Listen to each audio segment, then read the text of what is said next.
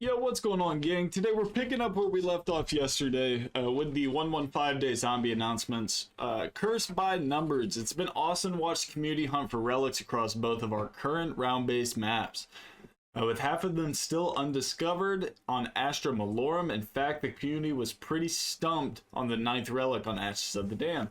Until just a couple days ago. We are going to drop a hint and say you were all chomping at the bit to find out how to unlock that last relic, but you came through in the end.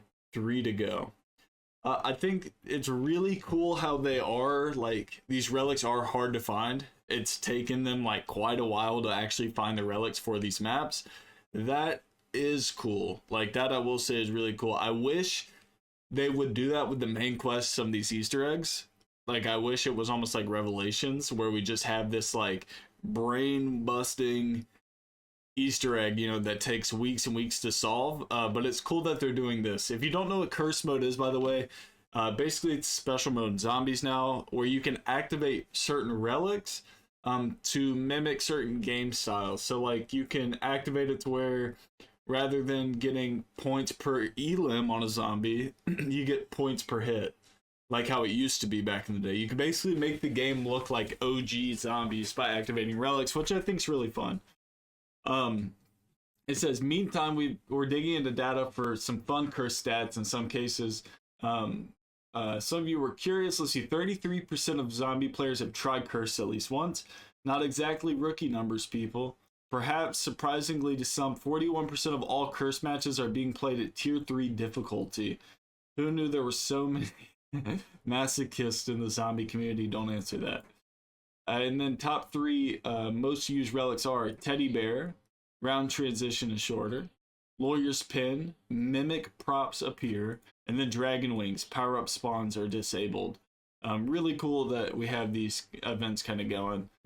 Future fixes and QOL updates. It says we're tracking some recent issues with a handful of augments that worked previously but temporarily acted strangely, or just plain stopped working altogether. It's taken longer than we'd like to identify the sources of some of these and get them fixed up, but the team's on it and they've recently knocked out some of the worst offenders. When it comes to quality of life, fixing these issues continue to be a priority for the team, and we've also got a handful of other items planned for the near future. Here's just a few. In season 2, picking up full power up will reduce the cost of your next field upgrade charge, but not below the starting cost. Much love to our high round players who will feel this the most. We've heard the request for separate toggles for medals and notifications in the interface settings. This one might come a little later down the line, but it's on the list. That's really cool. Also targeting a later update, a new UI setting to toggle the loot pickup widget feed for folks who don't necessarily need to see the info for the things they're picking up. More to come.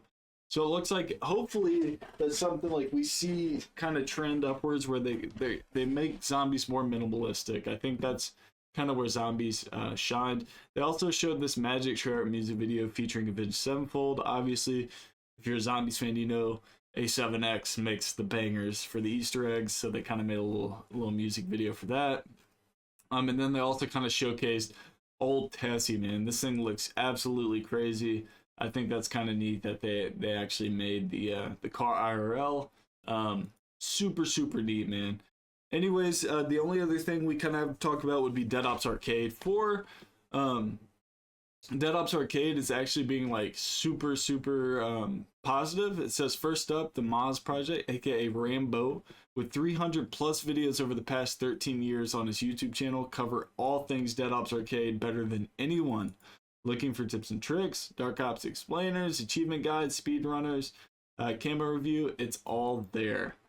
It says, and whether you're looking to step into your Dead Ops Arcade game or you've just been hoping for some first-timer Dead Ops tricks, M. Kill Bill's extensive Dead Ops Arcade 4 guide has you covered. I think it's kind of cool that they're shouting out some creators here, you know, that are kind of helping Dead Ops Arcade kind of stay off the ground. I think that's super neat. It's extremely niche, and if you haven't played it, man, it's a blast. And this year you can actually play it first person, which is super sick. But anyways, gang, listen, if you're new to the channel and enjoy the content, I need you to hit the sub. crush that like, and I'll catch you all tomorrow for another banger. Let's get it, gang.